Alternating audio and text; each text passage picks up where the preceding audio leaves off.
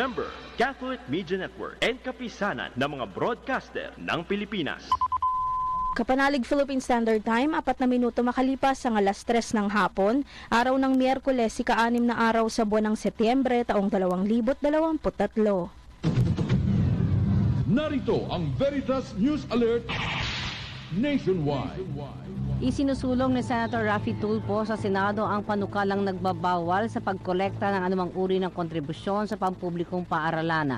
Ayon sa mambabatas ng Senate Bill No. 2420 o No Collection Policy sa elementarya at sekundarya ay makakatulong lalo na sa pinakamahihirap na pamilya na nagnanais na makapag-aral. Nais si Tulfo na alisin ng hadlang sa mga kabataang makakuha ng libre at dekalidad na edukasyon. Naniniwala ang senador na dagdag na pasanin ng mga mahihirap na pamilya ang mga kontribusyon at ambagan ng mga estudyante kahit kinakailangan gumawa ng hakbang ang pamahalaan na maiwasan ito lalo na sa pampublikong paaralan. Sa ilalim ng panukala, hindi maaaring kumolekta ng bayad mula sa mga mag-aaral na nag-enroll sa preschool hanggang grade 4 sa enrollment period at buong school year. Para sa mga baitang nalampas sa grade 4, hindi pinahihintulutan ang anumang uri ng bayarin sa enrollment period at unang buwan ng mga klase. Pinapayagan naman sa ikalawang buwan ang mga kontribusyon para sa ilang membership, subalit iginiit na ito ay dapat na voluntaryo tulad ng Boy at Girl Scouts at Red Cross membership. Magbabalik ang mga balita mamayang 4:00. Kanyang kapanalig Marian Navales Pulgo, sumainyo ang katotohanan. Abangan muli ang Veritas News Alert Nationwide. Ang balitang ito ay inihatid sa inyo ng Guyamax. Todo Max Guyamax. Veritas Patrol! Mga opisyal ng pamahalaan hinimok na magsumite ng physical at financial plan hinggil sa Confidential at Intelligence Fund. Detalye ng ulat mula kay Norman Diquia. Go ahead, Norman. Maraming salamat, Cheska. Hinimok ni Senator Francis Escudero ang mga opisyal ng pamahalaan na pagsubite ng utilization plan hinggil sa isinusunod ng Confidential at Intelligence Fund ng kanilang ahensya. Sa pagdinig ng Senate Committee on Finance sa panukalang national budget sa susunod na taon, pinalalahanan nito ang mga kalihim ng kagawaran at mga lider ng iba't ibang ahensya ng pamahalaan na gumawa ng komprehensibong ulat sa paggagastusan ng nasabing pondo. Tinukoy ni Escudero na nila naman ng Joint Memorandum Circular 2015-01 na dinagdaan ng Department of Budget and Management, Commission on Audit, the Department of the Interior and Local Government, Department of National Defense at ng Governance Commission for the GOCCs kung saan inidahan ang mga panuntunan sa paggamit ng Confidential at Intelligence Fund ng pamahalaan.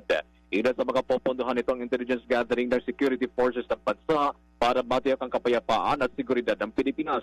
Nasasaad din sa guideline na dapat may physical at financial plan ang bawat ahensya na hihiling ng Confidential and Intelligence Fund upang malinaw ang patutunguhan ng pera ng taong bayan.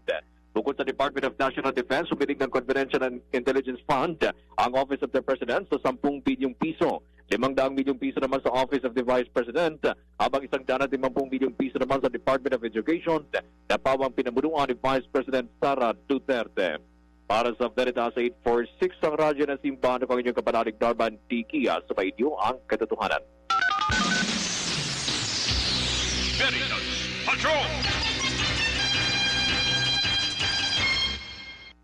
Bible Study on the air.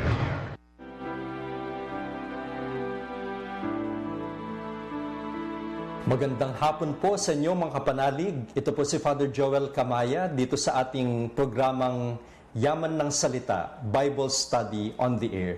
Simulan po natin ang ating programa sa isang panalangin sa Espiritu Santo. Sa ngalan ng Ama at ng Anak at ng Espiritu Santo. Amen. Halina Espiritu Santo, idulot mo ang iyong liwanag, ang iyong biyaya, ang iyong lakas, ang iyong pang-aliw at iyong pag-ibig upang ako'y maging karapat-dapat mamuhay sa banal na pag-ibig. Amen.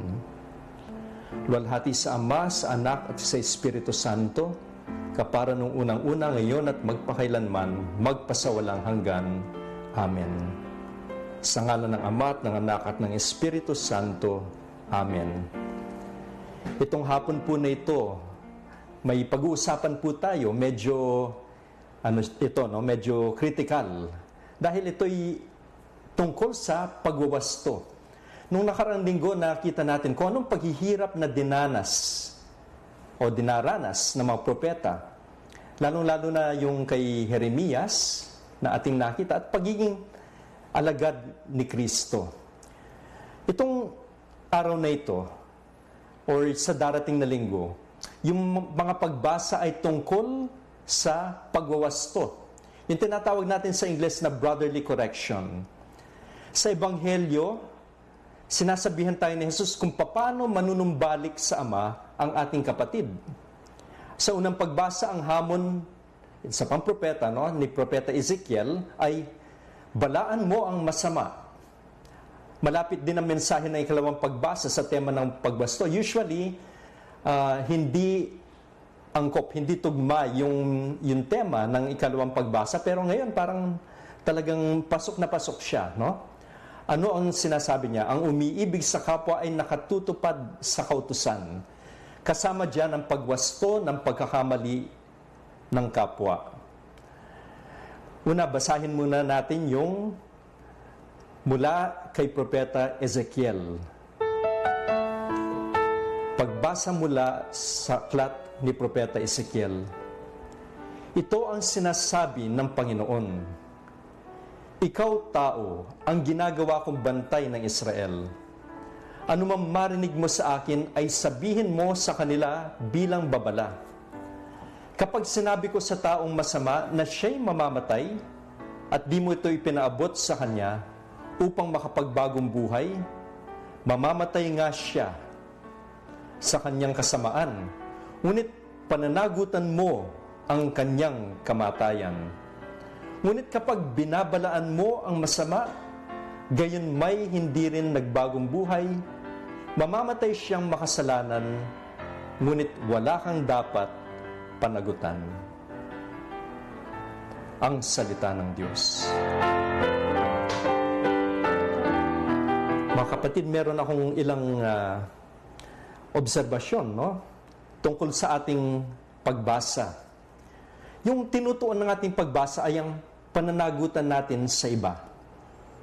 Napakasikat na awitin yon, yung ating final song, pananagutan, walang sino man ang nabubuhay para sa sarili lamang. Yun nga yung tema. Tingnan muna natin itong propeta na si Ezekiel. Isa siya sa 4 na dakilang propeta, yung tinatawag na major prophets, doon sa Biblia natin, mga Katoliko. At sino yung mga major prophets na yun? Parang sinunod-sunod sila, itong mga pagbasa noong nakarang mga linggo. Si Isaias, si Jeremias, at nandito ngayon si Ezekiel. Yung isa pa ay si Daniel. Pero kung titignan natin, ano ba yung mga sinulat ni Ezekiel? Yung tinatawag natin mga orakulo, oracles. Ano yung mga oracles? Yung mga pagpapahayag mula sa Diyos. Yung mga judgment, pwede natin tawag na judgment. Yung unang 24 na kabanata, chapters 1 to 24, yun yung mga oracles, orakulo, pahayag ng kapahamakan laban sa Huda at sa Jerusalem. At ano yung mga yun? Bago yung taong 586 BC. Alam niyo, isa yun sa mga pinapamemorize kong mga petsa doon sa mga estudyante ko. 586 or 587, pwede rin, Yung panahon na kung yung tinatawag nating sinakop or even the fall, the destruction of Jerusalem ng mga taga-Babylonia. At yun, ano yung sinira nila? Yung templo ng mga Israelita. Ang templo sa Jerusalem. At ito yung mga sinabi ng propeta laban sa Huda at Jerusalem bago yung taon na yun. And therefore, parang nagkatotoo nga, So, chapters 1 to 24. Yung chapters 25 to 32 ay yung mapahayag ng kapahamakan, oracles, laban sa mga bayang dayuhan. Okay, so hindi lamang Israel o Huda, pero pati yung mga mananakop, etc. Tapos yung ikatlong bahagi, 33, chapter 33 hanggang 48, ito'y mga orakulo, hindi na pahayag ng kapahamakan, pero mga pahayag ng pag-asa at pagpapanumbalik para sa Huda. So binibigyan ng Panginoon sa pamamagitan ng propeta si Ezekiel ng pag-asa. Binibigyan niya ng konsolasyon itong mga sa Huda. So yung pag-asa at pagpapanumbalik. Ngayon tingnan natin yung ating binasa, no? Yung verse 7, no? Ano ba yung nabasa natin doon, no? Yung chapter 33 pa rin, verse 7. Sabi, no? Ikaw, tao, kung tinignan natin doon sa loob ng Biblia, ikaw, Ezekiel, okay? Ang ginagawa kong bantay ng Israel, okay? Yung tawag kay Ezekiel dito ay Ben Adam, no? Ben Adam, Son of Man. At narinig natin madalas na beses, no? Yung Son of Man na yun. Maaring yung propeta o ibang tao. At anong makita natin dito? Kinakausap ng Diyos ang anak ng tao. Kinakausap niya yung tao. Huwag muna natin isipin na yung anak ng tao, ay yun yung pinapatungkol ni Jesus sa sarili niya. Hindi. Ito'y applicable dun kay Ezekiel. No? At anong sinabi sa kanya? Inaatasan niya maging bantay ng Israel para pangalagaan yung kanyang bayan. So, isang malaking papel yun, no? At itong anak ng tao na ito, si Ezekiel, no, yung propeta, siya yung magsasabi sa kanila, ano man ang maririnig niya mula sa Diyos. And so, pagtingin natin sa verse 8, okay? Doon sa verse 8, papanagutin siya ng Diyos sa mga hindi nagbabagong buhay dahil sa kapabayaan niyang hindi naiwasto ng mga ito. Pag hindi niya gagawin yung role niyang yun, okay?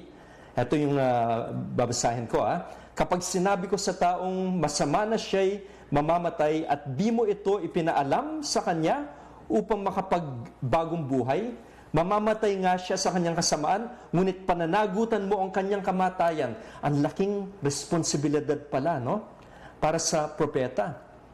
So kaya nga, pagdating natin sa verse 9, okay, tiniyak ng Diyos sa tao o anak ng tao na hindi siya mamamatay kung ginawa niya ginampanan niya yung kanyang papel, no? Ano yun? Para magbigay ng babala dun sa taong masama. At ito yung mensahe para sa atin, no? Tayo rin, maaaring maging tulad ng anak ng tao, tulad ng propeta Ezekiel. Ilang konting mensahe lang na tayo may pananagutan sa ating kapwa, no? At ang babala ng pagbasa sa atin ay kapag wala tayong pakialam sa maling ginagawa ng ating mga kapatid, maski nakikita natin to, dapat mananagot tayo dun sa pagparusa, dun sa kamatayan nung taong nagkakamali. Kaya yung tanong natin, no, bago tayo mag-break, no? Meron ba tayong lakas ng loob na iwasto ang kapatid nating nagkakamali? At yun yung isipin natin. May papel tayong mahalaga para gawin yan, no? Para tayong mga propeta. So yan, no, ay magbe-break muna tayo ng ilang saglit. God bless you.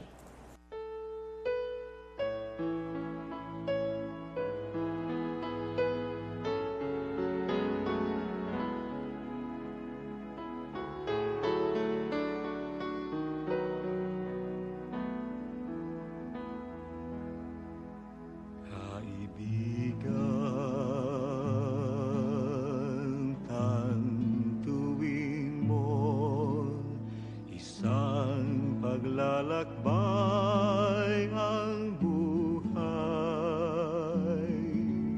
sanga-sangang landas ay may kahirapan. Kung may lungkot o panganib sa'yo'y biglang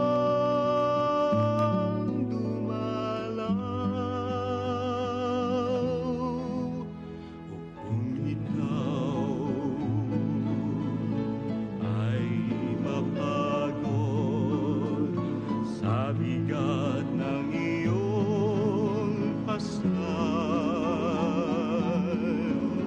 Panginoon.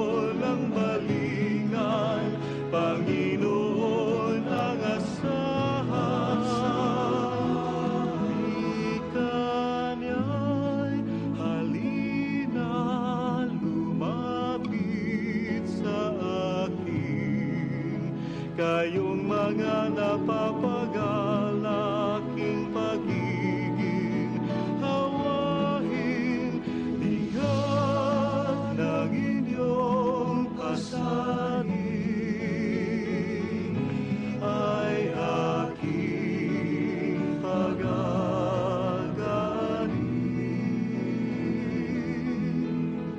Halina,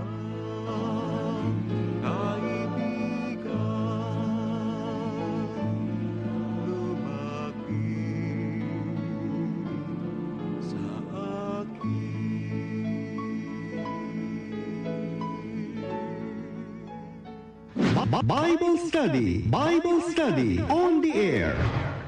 Ito ay commercial tungkol sa commercials. Nagtataka ba kayo kung bakit 99.9% lang ang germs na napapatay ng alkohol? Hindi dahil may pasaway na germ na ayaw mamatay. May code on responsible advertising na gumagabay sa lahat ng advertisers. Bawat claim binubusisi para sa ikabubuti ng Filipino consumer. Kapag di totoo, no go. May standards kami. Kaya may Ad Standards Council. Learn more at ase.com.ph.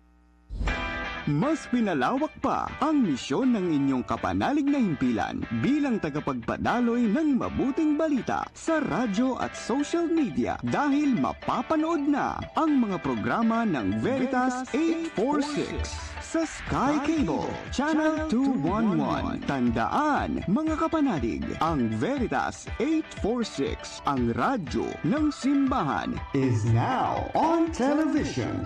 Veritas TV on Sky Cable Channel 211.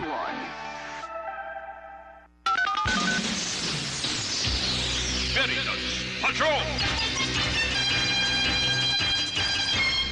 Caritas Philippines pinuri ang pakikibahagi ng mamamayan sa pagtugon sa climate crisis. Detalye ng ulat mula kay Michael Año-Nuevo. Go ahead, Michael. Maraming salamat, Jessica. Kinilala ng social arm ng Catholic Bishops' Conference of the Philippines ang paninindigan ng publiko upang makibahagi sa pagtugon sa krisis sa klima at kalikasan ng bansa. Ayon kay Caritas Philippines President at Kidapawan Bishop Jose Colin Bagaforo, malaki ang magagawa ng sama-samang pagtutulungan at panawagan ng mamamayan upang mabigyan pansin ang mga nangyayaring pagbabago sa kapaligiran. Nababahala ang obispo dahil ang patuloy na epekto ng nagbabagong klima ay nagdudulot ng labis na pinsala hindi lamang sa kapaligiran, kundi higit sa buhay ng mga tao lalo na sa mga mahihirap. Patuloy na sinisikat ng Caritas Philippines na paigtingin ang kamalayan ng publiko hinggil sa climate crisis at ang epekto nito sa mga mahihirap na mamamayan. Iginit ang institusyon na ang pakikisa ng publiko upang tutulan ng pagmimina at iba pang mapaminsalang industriya ay palatandaang alam ng mga tao ang negatibong kahihinatnan ng kapaligiran at lipunan mula sa mga ganitong uri ng gawain.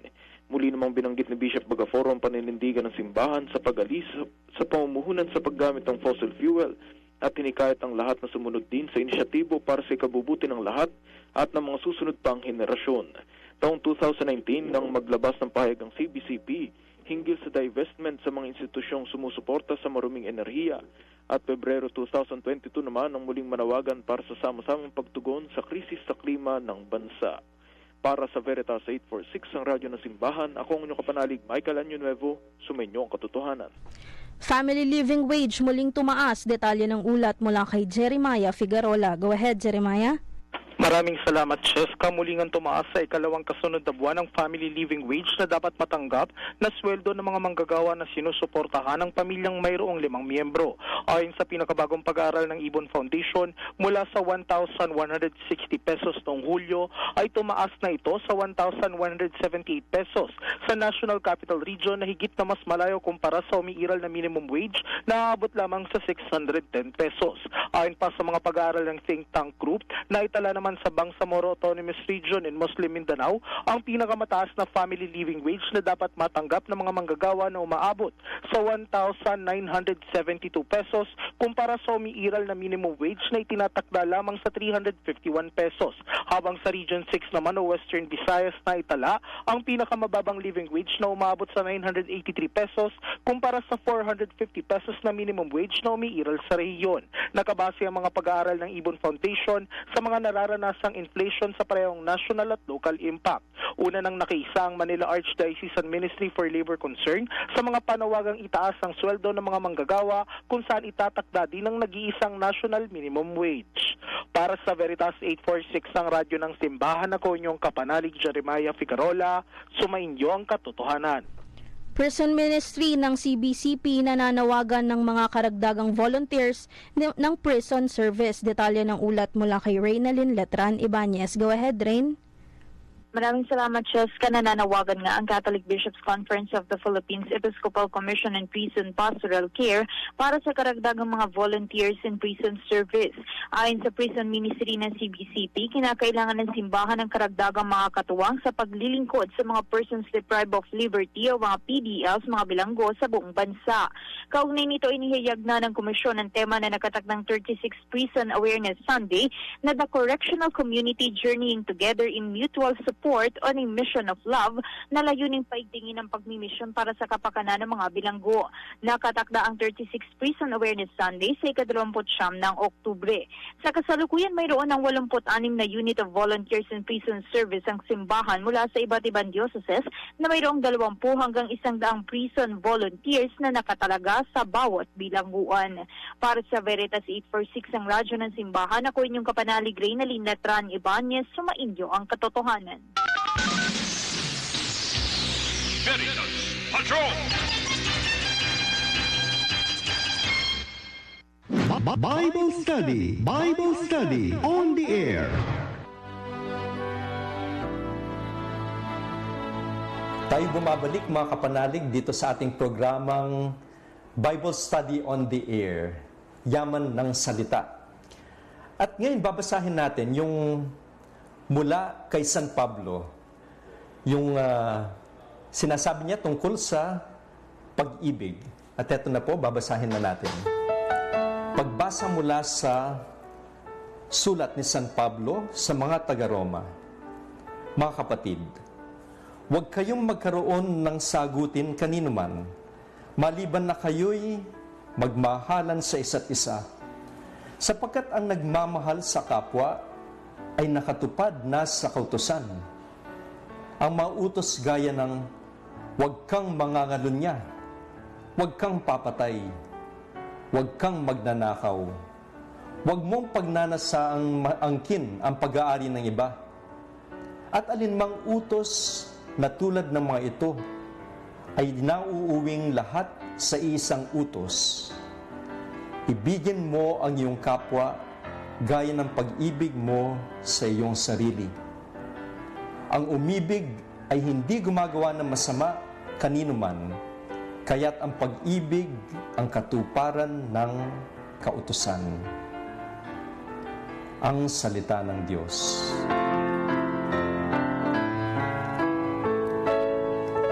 Narinig muli natin ang pagbasa, no? Mula kay San Pablo sa mga taga-Roma. Itong mga nakaraang linggo, yun ang mga binabasa natin. Marami tayong pwedeng matutunan doon sa ating nabasa ngayon. Pero ang tinutuon niya ay walang iba kundi yung pag-ibig sa kapwa.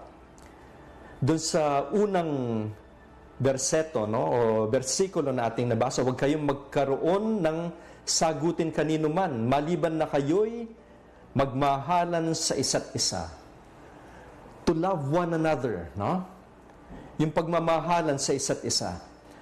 At alam natin, yun na yung kautusan ni Jesus para sa mga Kristiyano, sa mga tagasunod niya, yung mga sumusunod sa kanya, sa mga alagad niya.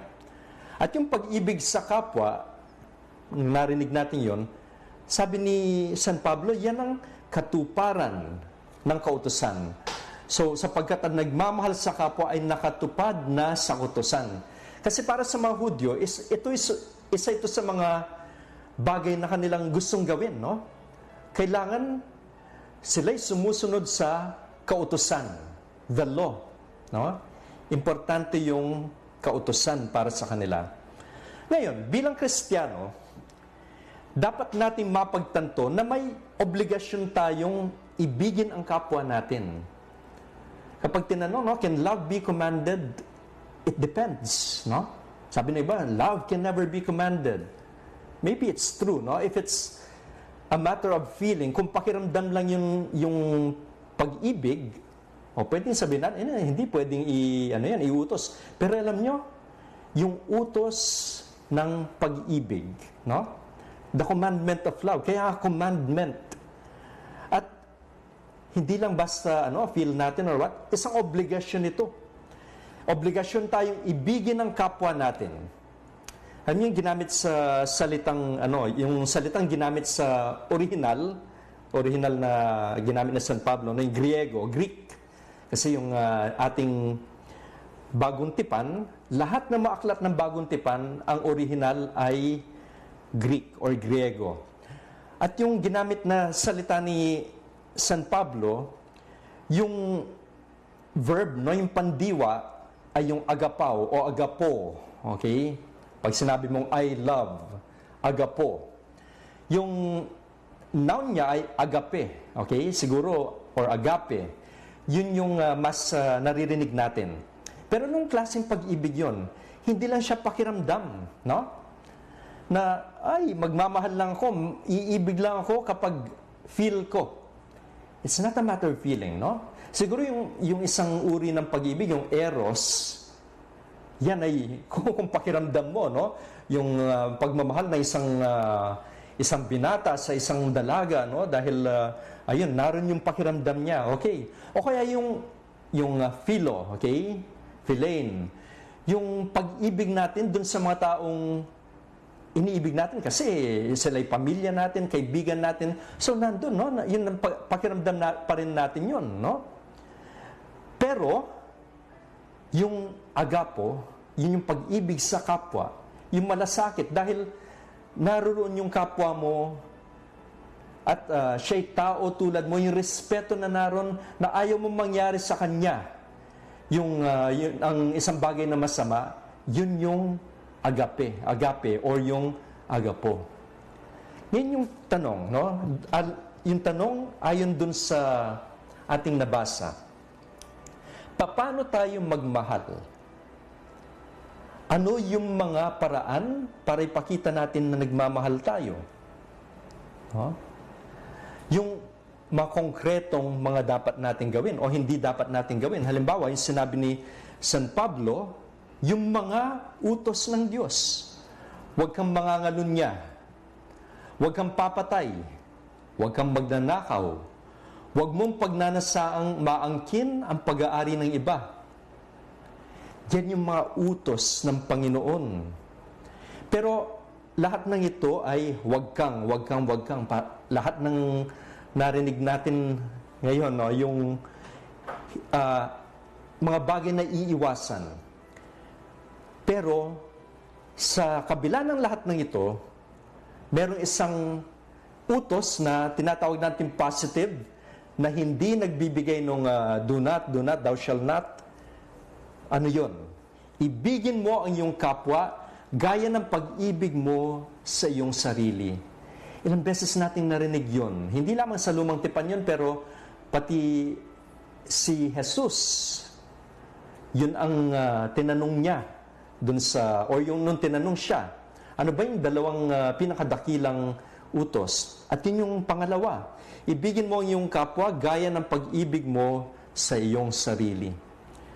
Kaya ano yung mensahe para sa atin nito? Na tayong mga Kristiyano, dapat magmahalan tayo.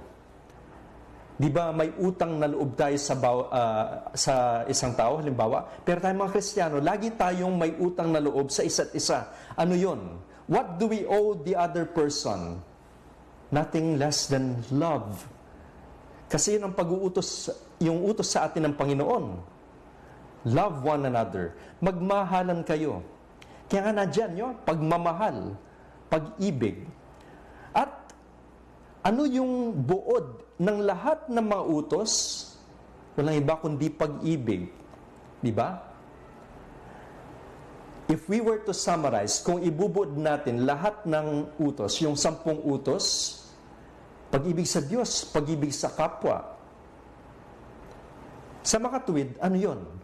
It's all about love. So in love, we keep the commandments. At dun sa sinabi ni San Pablo, no? Ang umibig ay hindi gumagawa ng masama kanino man. Kaya nga, tawag sa English, imperative. We have to love. Kaya yung huling sinabi, muli, no? Parang inulit yung dun sa verse 8. Dito sa verse 10, anong sinabi ni San Pablo? Kaya't ang pag-ibig ang katuparan ng kautusan. Tanungin natin sarili natin, no? Obligado ba tayo? O nararamdaman ba natin itong obligasyon na ito para magmahal? Isang pagninilay mo rin, muli, nagmamahal ba tayo? Ngayon, isipin natin yon habang ihanda natin yung sarili natin para pakinggan ang Ebanghelyo.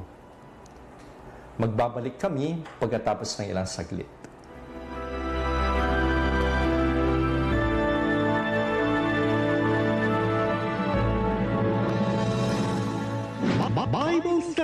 Bible Study on the air. From Mega Manila, Philippines, Veritas 846, Kapanan, 54 years of Catholic Broadcasting. Kapanalig makinig, usap-usapang may hatid, tanging pag-asa at pag-ibig, nagpapalaya ang katotohanan ng batid. Veritas 846, ang radyo ng simbahan.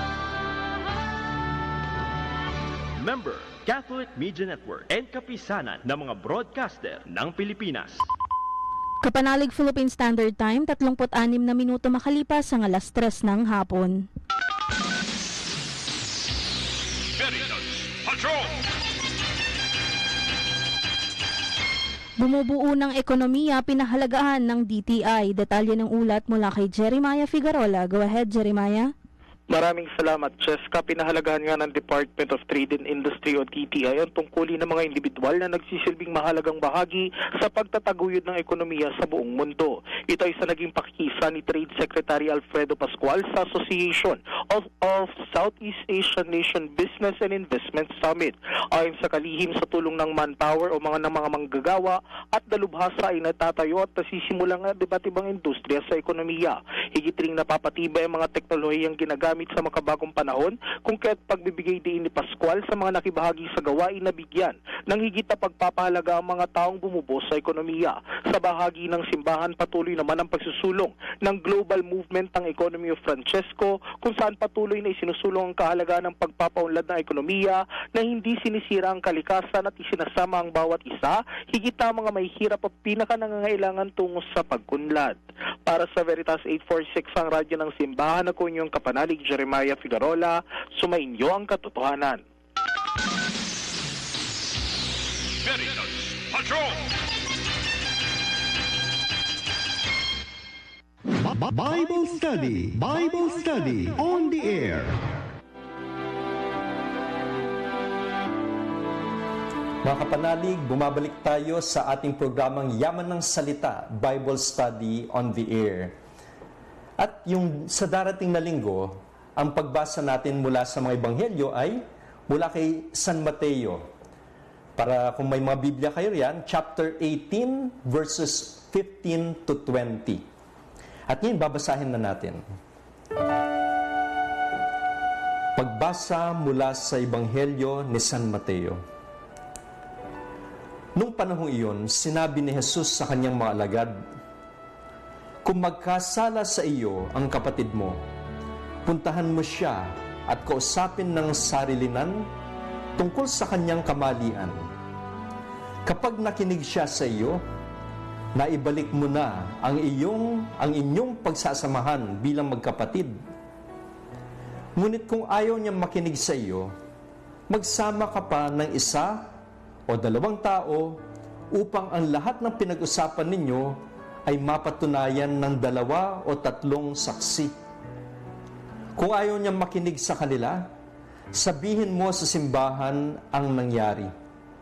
At kung ayaw pa rin niyang makinig sa simbahan, ituring mo siyang parang hentil o isang maniningil ng buwis. Tandaan ninyo, Anumang ipagbawal ninyo dito sa lupa ay ipagbabawal sa langit. At ang ipahintulot ninyo dito sa lupa ay ipahihintulot sa langit. Tandaan din ninyo, kung ang dalawa sa inyo ay nagkaisa dito sa lupa sa paghingi ng anuman, ito'y ipagkakaloob sa inyo ng aking Ama na nasa langit. Sapagkat saan man may dalawa o tatlong nagkakatipon sa pangalan ko, naroon akong kasama nila. Ang mabuting balita ng Panginoon.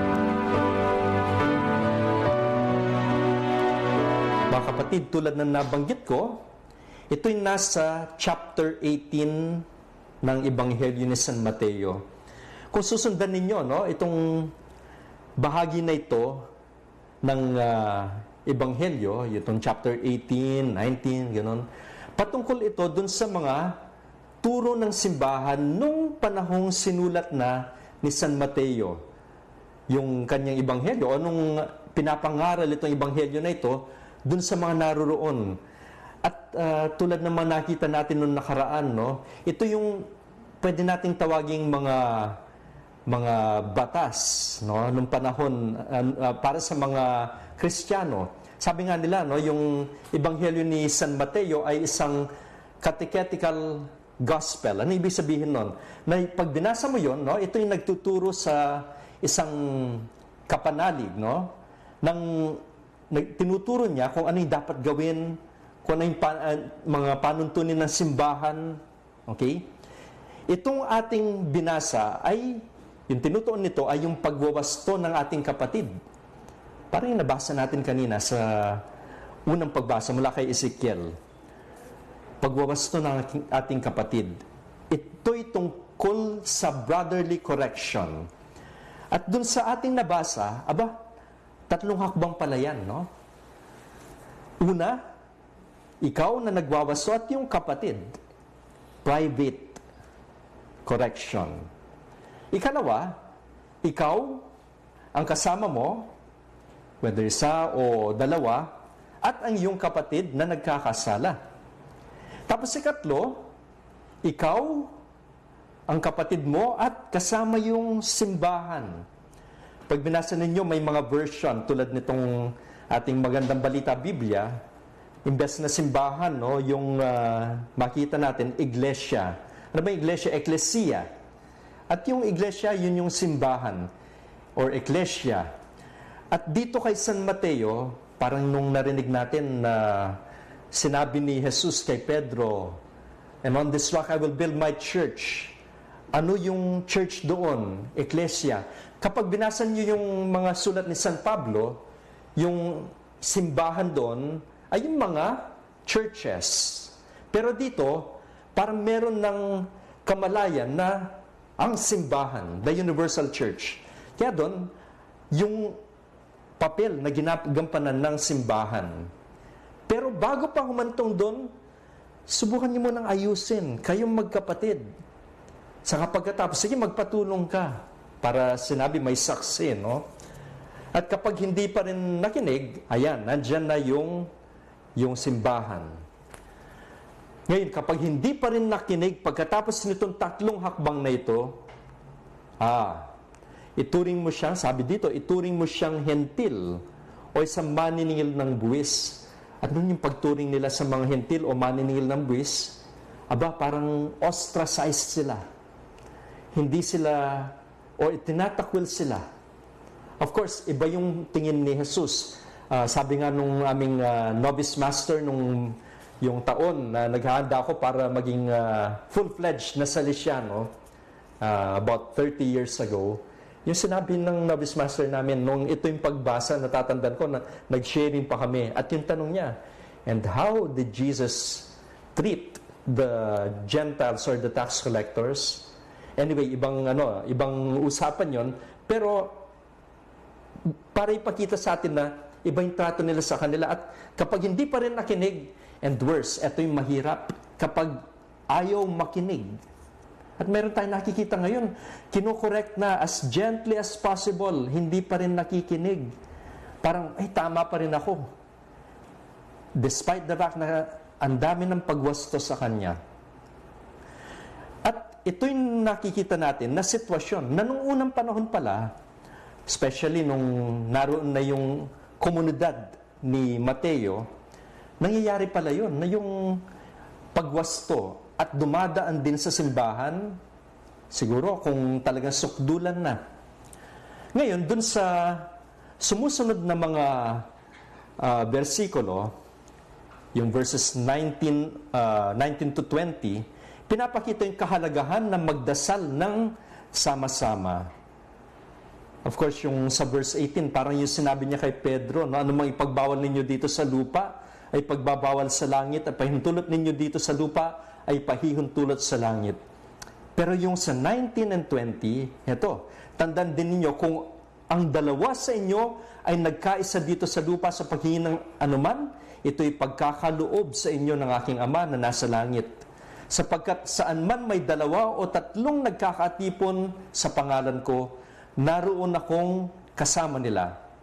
So, dinidinig ng Diyos ang panalangin ng magkakasamang mga nagdarasal. Kaya napakaganda kapag pamilya nagdarasal, naroon ng Diyos. Kapag yung komunidad ay nagkakatipon para magdasal, naroon ang Diyos. Where 2 or 3 are gathered in my name, there I am in their midst. Kaya nga, ano yung pinakadakilang dasal? Yung Santa Misa. Yung Santa Misa na kung yung naroroon ay si Jesus mismo. At kasama niya yung komunidad. Of course, yung visible na namumuno ay yung pare, o kaya kung sino man na atasan, at naroon yung komunidad. No? Pero sa Santa Misa, nandun yung pare, kinakatawan si Jesus, at naroon, sama-samang nagdarasal. Kaya yung iba, kung nagtatanong, Father, kailan pa ba magsimba? Pwede bang ako lang mismo, no? Ako lang at ang Panginoon? Pwede rin. Kaso lang nga, mas maganda naroon ang komunidad. Pagkatapos po ng ating break, pag-usapan natin ito. Ano ba paano bang pagtutugma-tugmain yung ating mga pagbasa? Babalik po kami pagkatapos ng ilang saglit.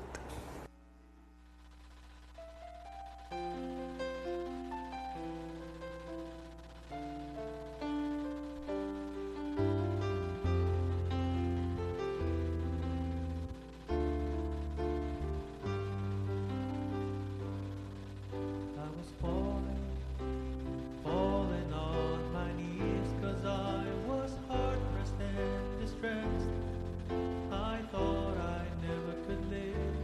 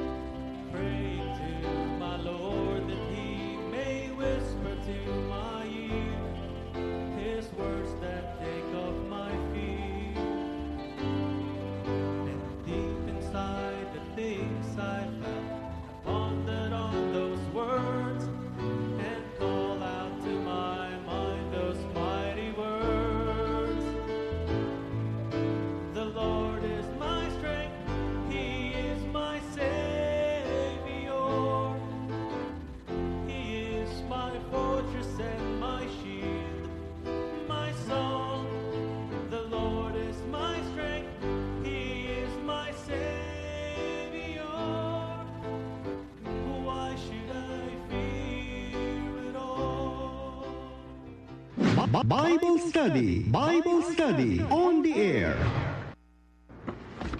Medyas na butas, upod na sapatos, blouse na inipis, kalderong may amag, bag na walang hawakan, tas-tas na sweater, yung radyong sira. Okay na, donate na natin to. Donate goods, not bads. A message from Segunda Mana. Caritas in kind. Bible Study on the air. Nagbabalik po tayo sa ating programang Yaman ng Salita, the Bible Study on the Air. At bago ako magpatuloy, meron akong ilang advertisement, no? Una, ako po naka-assign ngayon sa Word and Life bilang editor. At meron po kaming mga publication na makatutulong sa atin sa pagninilay sa salita ng Diyos. Lalong-lalo na itong ginagawa natin, no? Paghahanda sa darating na linggo, yung mga pagbasa. At itong mga publication namin, yun din ang ginagawa, no? Tulad ng itong programa natin. Yung dalawa po rito ay tungkol sa mga pagbasa. It's actually bi-monthly. Halimbawa, available na po yung October to November 2023, the next month na. Yung dalawang version, yung English version, The New Exploring God's Word. Okay, so Year A, Part 6. Ito po yun. Okay? Tapos, yung Tagalog version niya ay yung mukha ng title ng ating programa, Yaman ng Salita. Ito po yung naisipan kong title ng ating programa kasi talagang pag sinaliksik natin itong mga pagbasa, makita natin napakayaman pala ng salita ng Diyos, yung mababasa natin sa Biblia.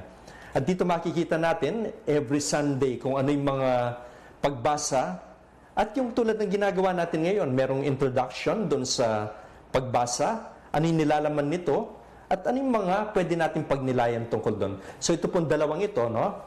Exploring God's Word. At etong Yaman ng Salita. English version, Tagalog version. Yung sa po namin publication din, pinapakita rin yung mga salita ng Diyos. Pinapakita rin yung mga pagbasa doon sa linggo o kung merong mga kapistahan dito sa unang bahagi, no? Kaya ito po yung Word and Life Magazine. Dalawang section po yan. Yung word part ay yung pagninilay dun sa mga salita ng Diyos. Tapos sa gitna, meron pa tayong featured comics. Itong issue na dinadala ko ngayon ay August to September. At ito'y tungkol kay Vincent de Paul, Champion of the Poor. Yan po yung comics natin. Pagkatapos ng comics section, ay makikita natin yung life section. At yung life section ay tungkol dun sa feature, dun sa 2 months na yon na issue. Halimbawa, kasi ito'y para sa mga kabataan, halimbawa isang life section dito ay how to perform better in school. No? At ito yung issue ay tungkol sa World Youth Day. So, merong article dito, feature article, World Youth Day through the years. And so on. So, kung gusto nyo pong bumili o mag-subscribe, tingnan nyo lang po yung website ng Word and Life Magazine or Word and Life Publications. Very familiar din kayo dahil yung Yucalet at yung Patnubay sa Misa, ito rin ay gawa ng Word and Life Publications. Ipagpatuloy po natin yung ating pagninilay sa ating mga pagbasa. Yung tanong natin ay tungkol sa pagwawasto ng ating kapatid na nagkakamali. Tanong natin sarili natin, paano natin ginagawa ito? Kapag kino-correct natin yung kapatid natin or yung anak mo o yung kasama mo sa trabaho, tanong, pinahihiya ba natin siya o sila? Or nagkamali, kaagad ba natin pinaparusahan? Tinuturuan tayo ng mga pagbasa natin ngayon kung paano natin dapat iwasto yung mga kapatid nating nagkakamali. Paano, no? Pinaaalala ng unang pagbasa na dapat nating bigyang babala ang mga masasama. So pinaparusahan ng Diyos sa mga taong gumagawa ng masama, at kapag hindi natin ibinasto ang masamang ginagawa natin, tayo mapaparusahan din. Ano yung punto rito? May pananagutan tayo sa ating kapatid. Ebanghelyo, tinuturo ni Jesus kung paano ang tamang pagwasto sa kapwa natin na nagkakamali.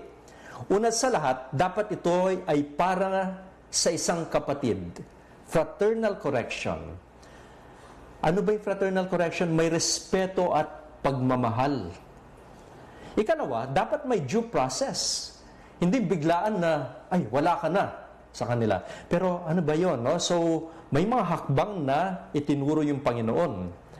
Ikatlo, hinahayaan lang tayo ituring na publikano ang nagkakamali kapag wala nang pag-asang magbago siya.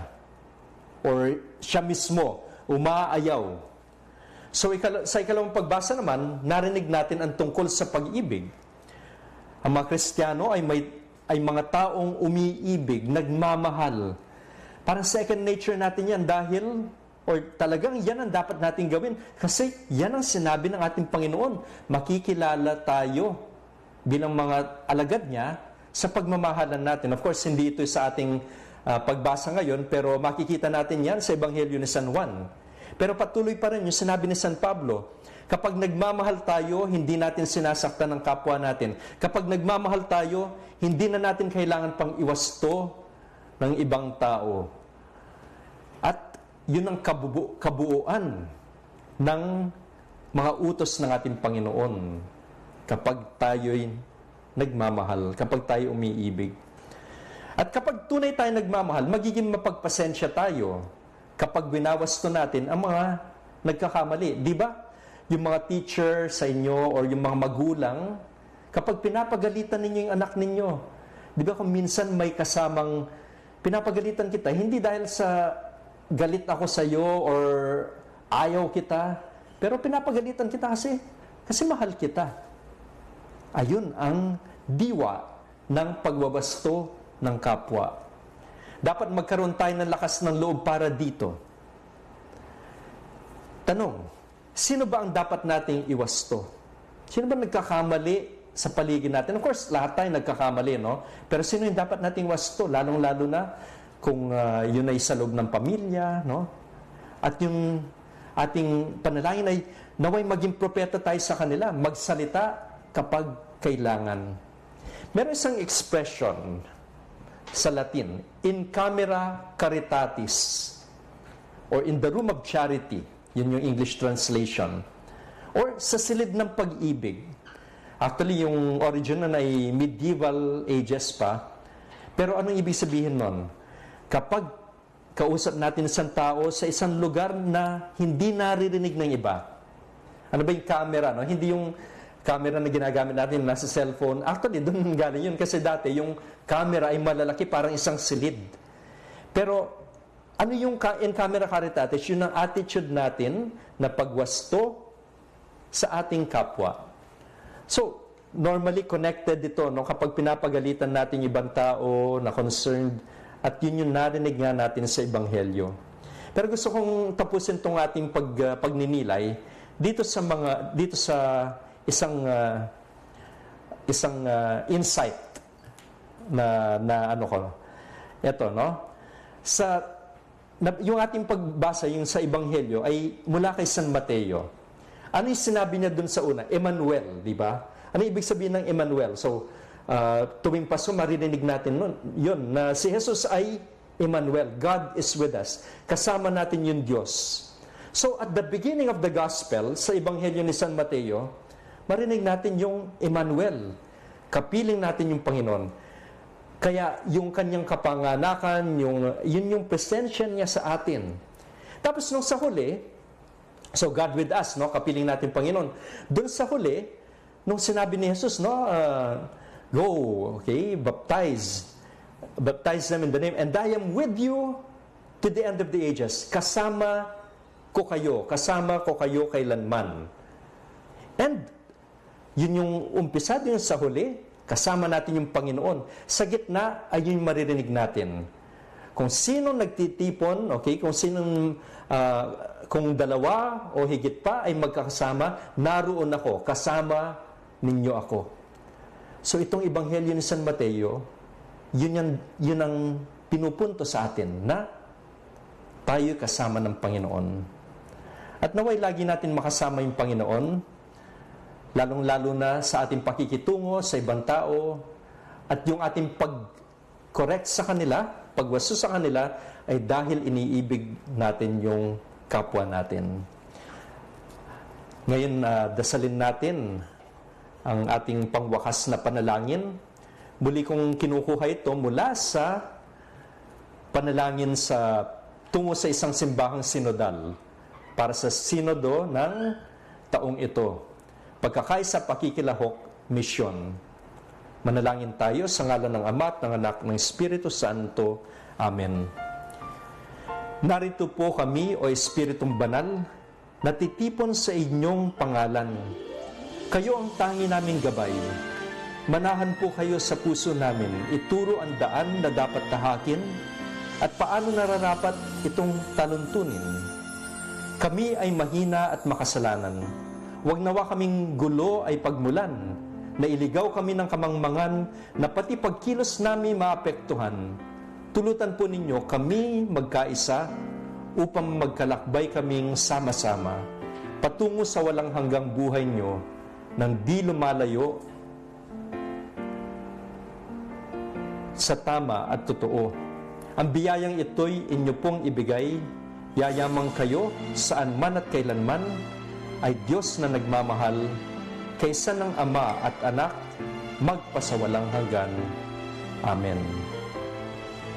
Sumainyo ang Panginoon, pagpalain kayo ng makapangyarihang Diyos, Ama, Anak, at Espiritu Santo.